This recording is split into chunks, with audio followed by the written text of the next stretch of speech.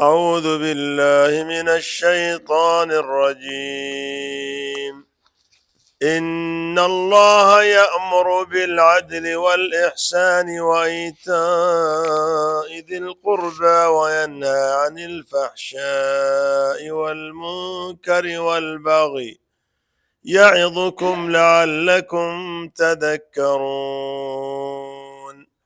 وأوفوا بعهد الله إذا عاهدتم ولا تنقضوا الأيمان بعد توكيدها وقد جعلتم الله عليكم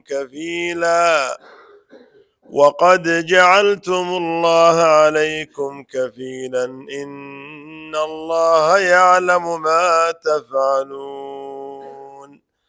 ولا تكونوا كالتي نقضت غزلها من بعد قوة أنكاثا تتخذون أيمانكم دخلا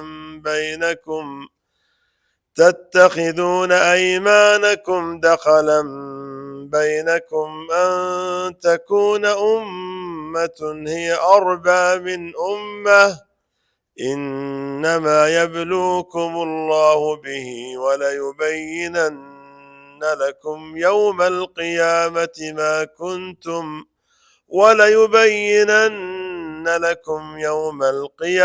ما كنتم فيه تختلفون. ولو شاء الله لجعلكم أمة واحدة ولكن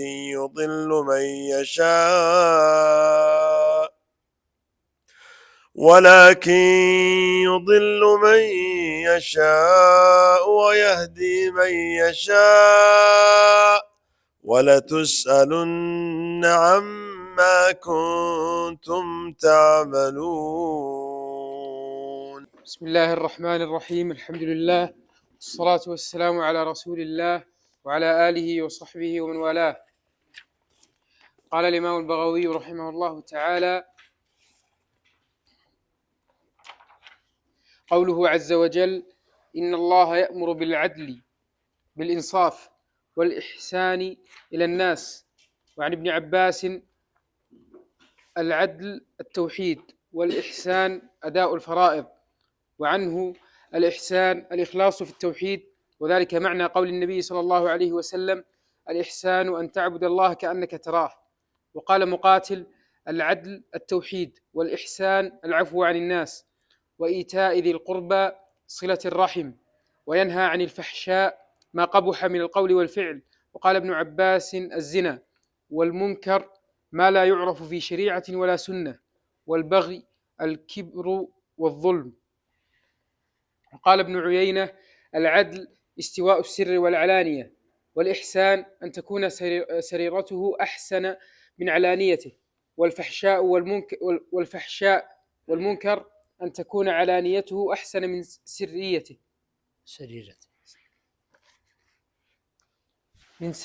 أن تكون علانيته أحسن من سريرته.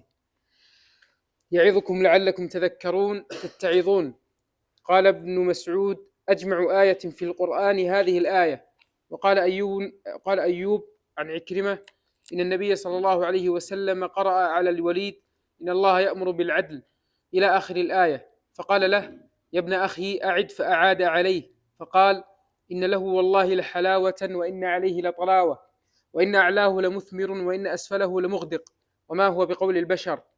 قوله تعالى: وأوفوا بعهد الله إذا عاهدتم، والعهد ها هنا هو اليمين.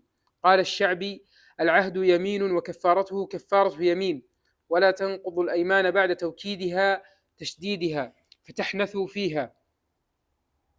وقد جعلتم الله عليكم كفيلا شهيدا بالوفاء، إن الله يعلم ما تفعلون. واختلفوا في من نزلت هذه الآية، وإن كان حكمها عاما. قيل نزلت في الذين بايعوا رسول الله صلى الله عليه وسلم، أمرهم الله بالوفاء بها. وقال مجاهد وقتادة: نزلت في حلف أهل الجاهلية، ثم ضرب الله مثلا لنقض العهد فقال: ولا تكونوا كالتي نقضت غزلها من بعد قوة، أي من بعد غزله وإحكامه. قال الكلبي ومقاتل: هي امرأة خرقاء حمقاء من قريش، يقال لها ريطة بنت عمرو بن سعد بن كعب بن زيد منات بن تميم وتلقب بجعر، وكانت بها وسوسة، وكانت اتخذت مغزلا بقدر ذراع وصنارة مثل الإصبع وفلكة عظيمة على قدرها وفلكة عظيمة على قدرها، وكانت تغزل الغزل من الصوف والشعر والوبر، وتأمر جواريها بذلك، فكن يغزلن من الغداة إلى نصف النهار، فإذا انتصف النهار أمرتهن بنقض جميع ما غزلن، فهذا كان دأبها. ومعناه أنها لم تكف عن العمل، ولا حين عملت كفت عن النقض، فكذلك أنتم إذا نقضتم العهد لا كففتم عن العهد، ولا حين عاهدتم وفيتم به. أنكاثا يعني أنقاضا، واحدها نكث واحدها نكث أو نكس.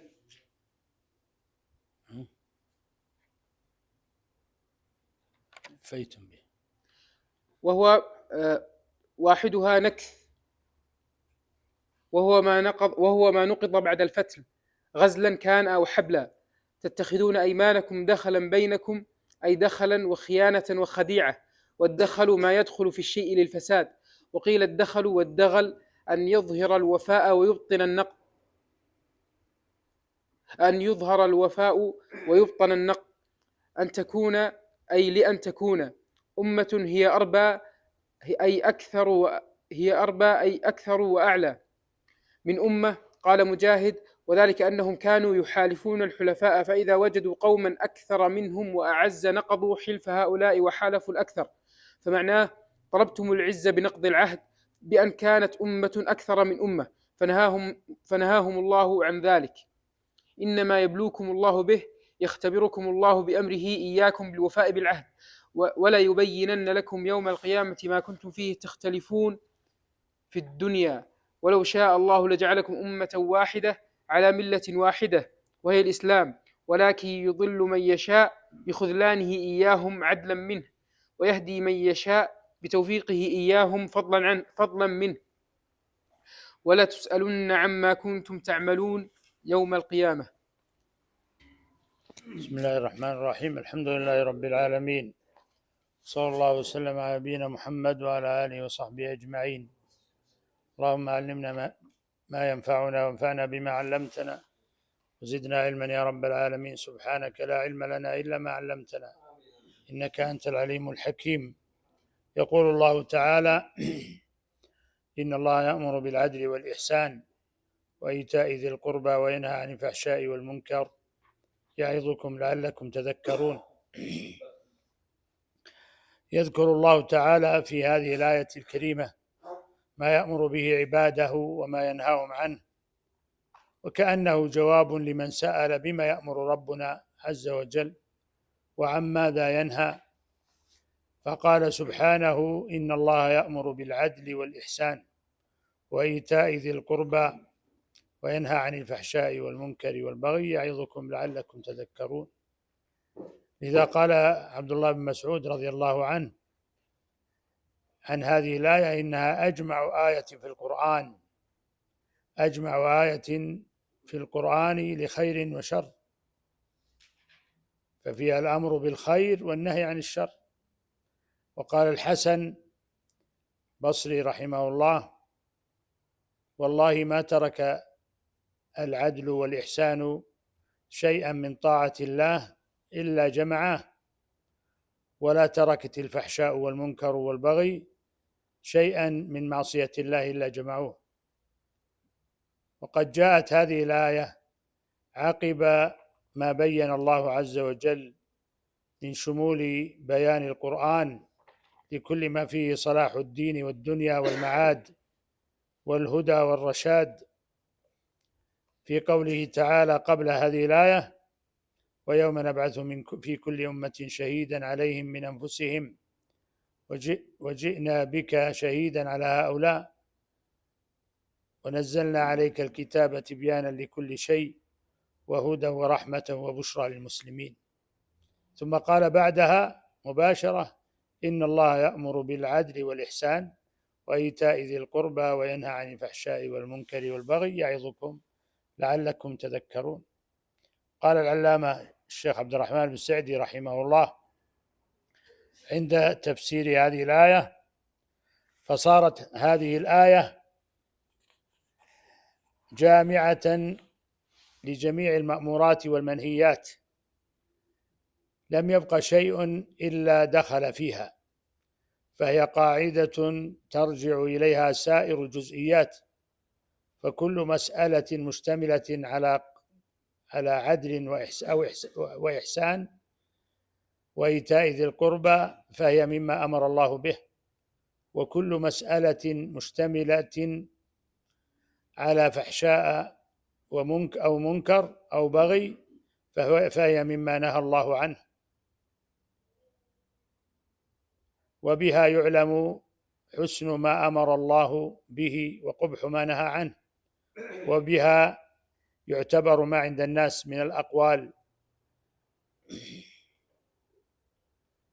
وترد إليها سائر الأحوال، فتبارك من جعل في كلامه الهدى والشفاء الهدى والشفاء والفرقان بين جميع الأشياء. انتهى كلامه رحمه الله. وجاء عن حكيم العرب أكثم بن صيفي أنه لما بلغته هذه الآية إن الله يأمر بالعدل والإحسان قال عن رسول الله صلى الله عليه وسلم: إني أراه يأمر بمكارم الأخلاق وينهى عن ملائمها. ثم قال لقومه ناصحا لهم: كونوا في هذا الأمر رؤوسا ولا تكونوا فيه أذنابا، وكونوا فيه أولا ولا تكونوا فيه آخرا. وقد اهتدى الخليفة الزاهد العادل عمر بن عبد العزيز رحمه الله ورضي عنه إلى ما جمعته هذه الآية من معاني الخير، فأمر في خلافته أن يختم الخطيب بهذه الآية خطبته يوم الجمعة، لذا استمر عليها الخطباء إلى يومنا هذا: إن الله يأمر بالعدل والإحسان وإيتاء ذي القربى، تسمعونها في الخطب. وقوله تعالى إن الله يأمر بالعدل، ذكر المفسرون في معنى العدل أقوالا، فقال ابن عباس رضي الله عنهما: العدل كلمة التوحيد لا إله إلا الله. وفي رواية عنه أن العدل الحق.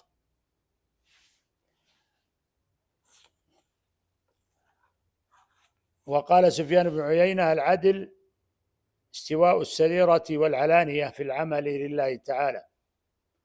وقال بعضهم: العدل القضاء بالحق والإنصاف من النفس، وهو ضد الجور.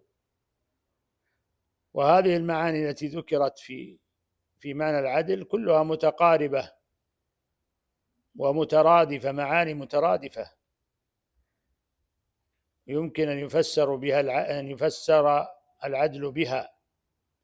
فالعدل اسم جامع لكل معنى يدل على الحق والقيام به ووضع الشيء في مكانه اللائق به، والنصف حتى من أقرب الأقربين كالوالدين، بل وحتى من النفس التي قد يصعب على كثير من الناس تحقيق ذلك، كما قال تعالى: يا أيها الذين آمنوا كونوا قوامين بالقسط شهداء لله ولو على أنفسكم أو الوالدين والأقربين إن يكن غنيا أو فقيرا فالله أولى بهما فلا تتبعوا الهوى أن تعدلوا وإن تلووا أو تعرضوا فإن الله كان بما تعملون خبيرا. وقال تعالى: ولا يجرمنكم شنآن قوم على ألا تعدلوا اعدلوا هو أقرب للتقوى. وقال تعالى: ولا تقربوا مال اليتيم إلا بالتي هي أحسن حتى يبلغ أشده وأوفوا الكيل والميزان بالقسط لا نكلف نفسا إلا وسعها وإذا قلتم فاعدلوا ولو كان ذا قربى وبعهد الله أوفوا ذلكم وصاكم به لعلكم تذكرون. وقال تعالى: إن الله يأمركم أن تؤدوا الأمانات إلى أهلها، وإذا حكمتم بين الناس أن تحكموا بالعدل، إن الله نعم يعظكم به، إن الله كان سميعا بصيرا.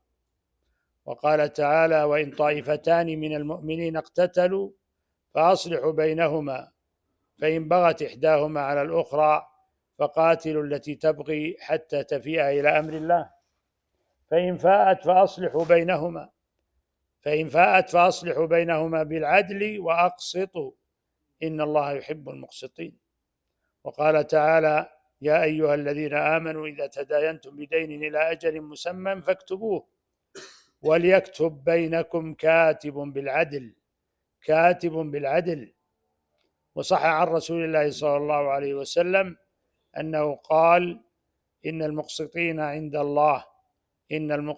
عند الله تعالى على منابر من نور عن يمين الرحمن، الذين يعدلون في حكمهم وأهليهم وما ولوا. والحاصل أن العدل معنى عظيم شامل،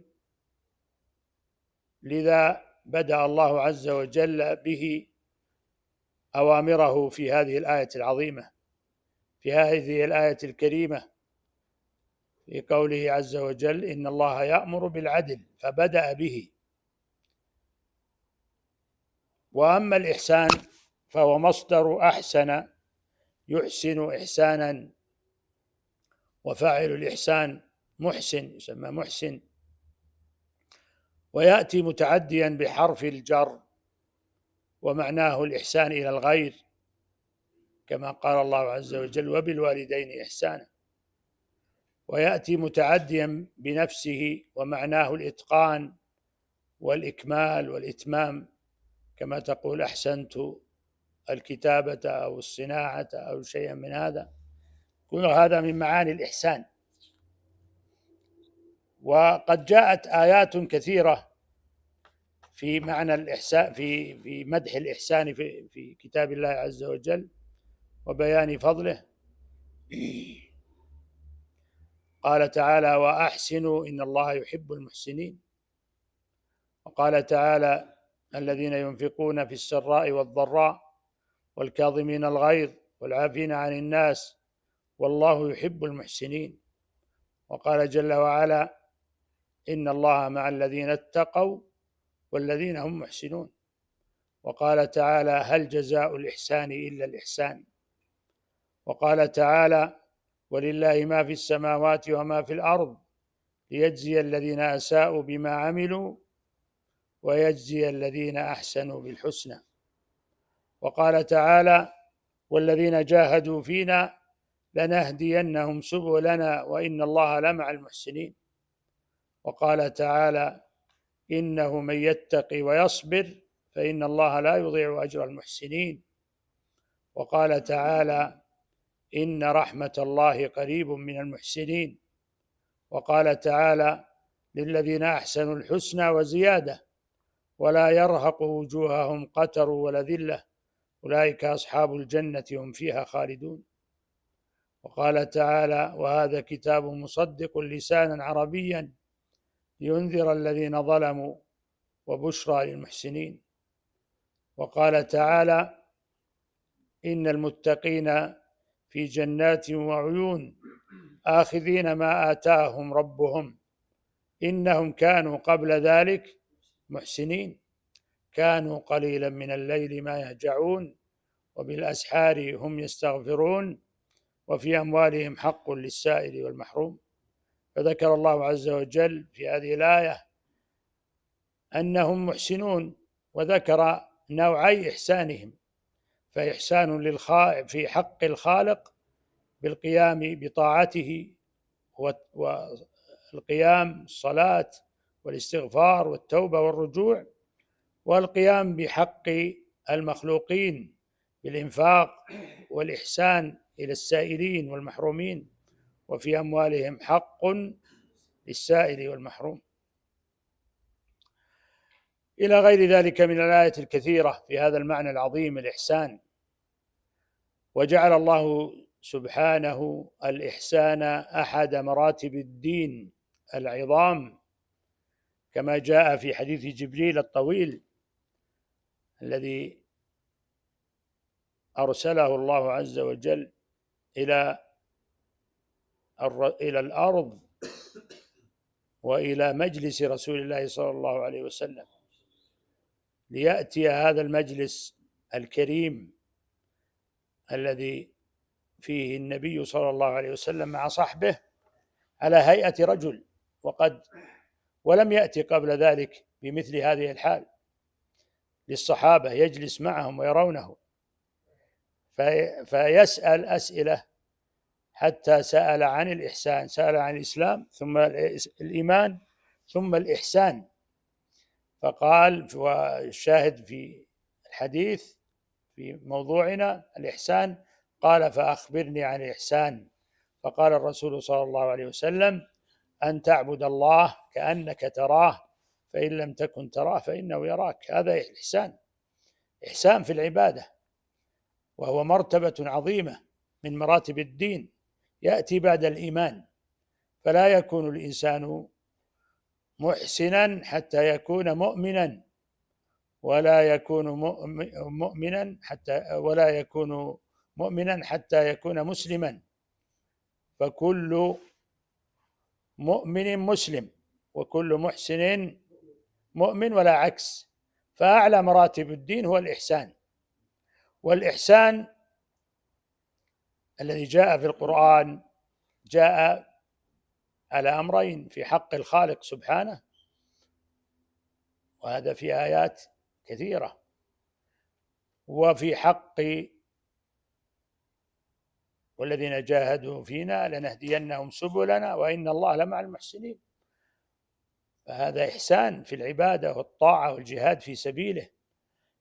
وإحسان في حق المخلوقين كالإحسان للوالدين وغيرهم، كما قال الله عز وجل: وقضى ربك ألا تعبدوا إلا إياه وبالوالدين إحسانا.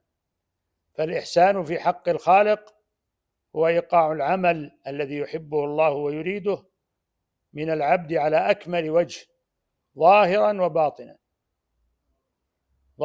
وباطنا، وهو الذي بينه الرسول صلى الله عليه وسلم بقوله: أن تعبد الله كأنك تراه فإن لم تكن تراه فإنه يراك. فهذا المقام الإحسان من مقامات العبودية، مقام مرتبة من مراتب الدين.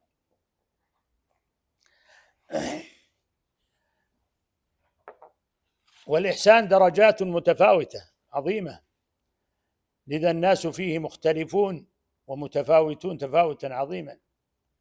فأعظم المحسنين من الخلق هم الرسل عليهم الصلاة والسلام، وقد من الله عليهم بهذه الصفة العظيمة الكريمة الجميلة، صفة الإحسان، حتى قبل مبعثهم، قبل أن يبعثهم الله كلهم كانوا محسنين.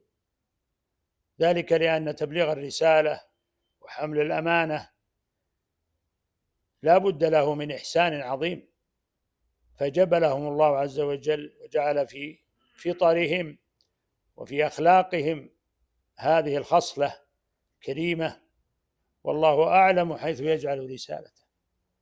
وأكثرهم إحسانا وأعظمهم فضلا وامتنانا هو رسولنا صلى الله عليه وسلم، وكان قبل ذلك قبل البعثة كذلك، حتى قالت له خديجة رضي الله عنها في أول مبعثه وحين نزول جبريل عليه، جاء خائفا يرتجف: زملوني، يقول لزوجه، فطمأنته رضي الله عنها وأرضاها بقولها: كلا والله لا يخزيك الله أبدا، إنك لتصل الرحم وتحمل الكل وتكسب المعدوم وتعين على نوائب الحق.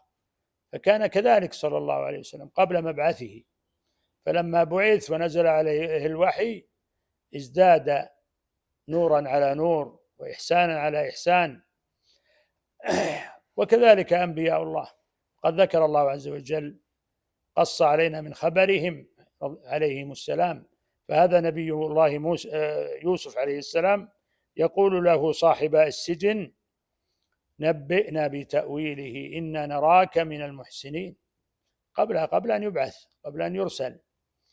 وكذلك وهذا نبي الله موسى عليه السلام يخرج من مصر كما أخبرنا الله عز وجل خائفا يترقب، خائفا من فرعون وملئه، ويتوجه تلقاء مدين يوجهه الله إلى حيث يريد سبحانه، وحيث يقضي الله سبحانه هذا القضاء وهذا الأمر، يوجهه إلى مدين فيصل إلى البلد القرية فيجد أن الناس يسقون مواشيهم، ويرى من دونهم امرأتين تذودان فيسألهما ما خطبكما؟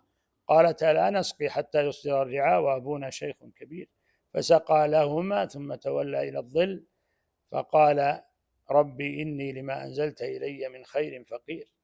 فسقى لهم وهو في أشد التعب والنصب والحاجة. لكن المحسن دائما يكون محسن حتى في أشد وأحلك الظروف، هكذا يكون المحسن. فيا لله ما أعظم هذا الخلق الذي يأمرنا الله عز وجل به ويحبه منا.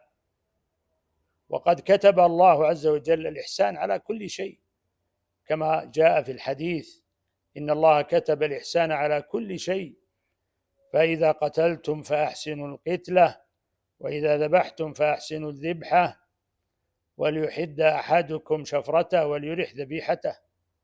حتى في القتل وإزهاق الروح فيما ذبحه أو قتله مشروع يكون الإحسان.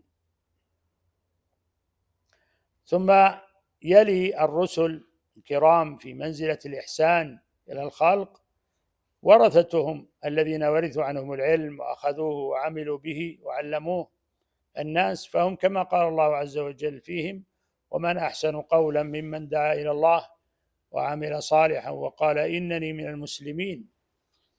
ثم قال تعالى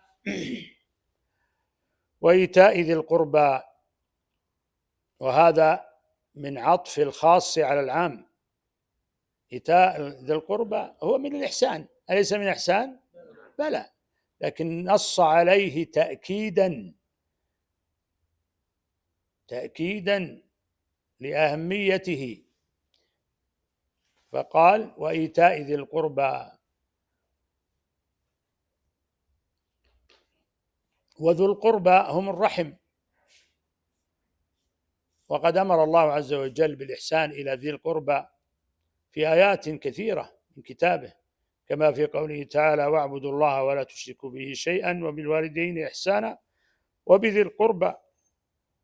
وقال جل وعلا وآت ذا القربى حقه، فله حق. وقال تعالى ولكن البر من آمن بالله واليوم الآخر والملائكة والكتاب والنبيين وآتى المال على حبه ذوي القربى واليتامى والمساكين وابن السبيل. وقال تعالى فآت ذا القربى حقه. آت ذا القربى حقه آيتان، فآتي وآتي، ولا لا عبد المجيد؟ فآت ذا القربى حقه والمسكين وابن السبيل ذلك خير للذين يريدون وجه الله وأولئك هم المفلحون. غيرها من الآيات في الحث على الإحسان إلى ذي القربى. ومن الأحاديث ما جاء أن الرحم معلقة بالعرش تقول من وصلني وصله الله ومن قطعني قطعه الله. وحديث من سره أن يبسط له في أجله وينسأ له في أثره فليصل رحمه. وحديث عبد الله بن سلام رضي الله عنه وهو كان يهوديا فأسلم، يقول أول ما سمعت أن محمد أن النبي جاء إلى المدينة، هاجر إلى المدينة وكان يهوديا قبل أن يسلم، يقول ذهبت لأنظر إليه فنظرت إليه وهو يدعو الناس ويقول يا أيها الناس أفشوا السلام وأطعموا الطعام وصلوا الأرحام وصلوا بالليل والناس نيام تدخل الجنة بسلام. يقول فلما رأيت وجهه عرفت أن وجهه ليس بوجه كذاب، فهو صادق رسول من عند الله صلى الله عليه وسلم، فأسلم وهو من اليهود القلائل الذين أسلموا. وحديث من كان يؤمن بالله واليوم الآخر فليصل رحمه، من كان يؤمن بالله واليوم الآخر فليصل رحمه. والإحسان إلى لذوي القربى شامل لكل إحسان، بالعطف عليهم وإعطائهم المال وتفقد حالهم، وكذلك نصحهم وتوجيههم وتعليمهم، كل هذا من الإحسان إليهم. وقوله تعالى: وينهى عن الفحشاء والمنكر والبغي، الفحشاء والمنكر كل ما قبح وفحش قولا أو فعلا، فكل ما فحش وقبح من الأقوال والأفعال فالله عز وجل يبغضه وينهى عنه. وحتى إن العرب تصف البخيل بالفاحش، كما قال الشاعر: أرى الموت يعتام الكرام ويصطفي عقيلة مال الفاحش المتشدد. فالفحش هو كل ما ينكر من الأقوال والأفعال. والفحشاء والمنكر مما يزينها الشيطان لابن آدم، كما قال تعالى: ولا تتبعوا خطوات الشيطان إنه لكم عدو مبين إنما يأمركم بالسوء والفحشاء وأن تقولوا على الله ما لا تعلمون. وكما في قوله تعالى: الشيطان يعدكم الفقر ويأمركم بالفحشاء والله يعدكم مغفرة منه وفضلا والله واسع عليم. وقوله تعالى: يا أيها الذين آمنوا لا تتبعوا خطوات الشيطان ومن يتبع خطوات الشيطان فإنه يأمر بالفحشاء والمنكر ولولا فضل الله عليكم ورحمته ما زكى منكم من أحد أبدا ولكن الله يزكي من يشاء والله سميع عليم. الشيطان له خطوات، وقد نهانا الله عز وجل عن خطواته، وبين الله عز وجل أن هذه الخطوات من سار فيها فإن الشيطان يسلك به طريق الفحشاء والمنكر، نسأل الله العافية. والبغي هو التطاول بالظلم والعدوان، وهو يقع عادة ممن له قدرة. قال تعالى: قل إنما حرم ربي الفواحش ما ظهر منها وما بطن والإثم والبغي بغير الحق وأن تشركوا بالله ما لم ينزل به سلطانا. والبغي كما قالت العرب في حكمتها: البغي مرتعه وخيم، حتى جاء في الأثر: لو بغى جبل على جبل لجعل الله الباغي منهما دكا.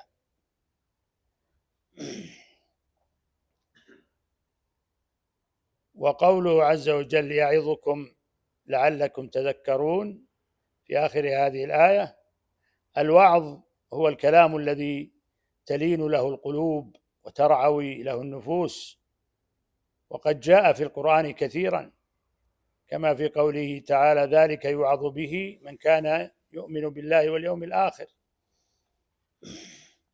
وقوله: يعظكم الله أن تعودوا لمثله أبدا.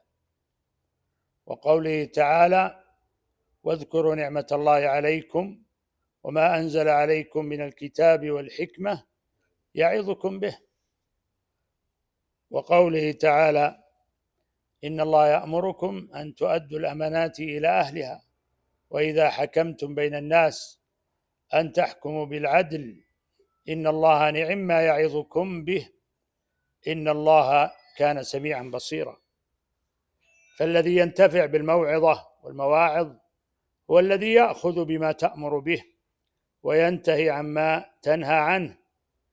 فمن قام بالعدل والإحسان وآتى ذا القربى وامتنع وانزجر عن الفحشاء والمنكر والبغي فقد أخذ بموعظة الله وفاز بالمطلوب ونجا من المرهوب، نسأل الله يجعلنا منهم. وقوله لعلكم تذكرون أي لأجل الذكرى، فإن الموعظة تكون لمن يعرفها من قبل، ولمن لم يعرفها يذكر بها، كما قال الله عز وجل: وذكر فإن الذكرى تنفع المؤمنين. جعلنا الله منهم، والله أعلم، وصلى الله وسلم على نبينا محمد. ونقف على قوله عز وجل: وأوفوا بعهد الله إذا عاهدتم. صلى الله وسلم على نبينا محمد.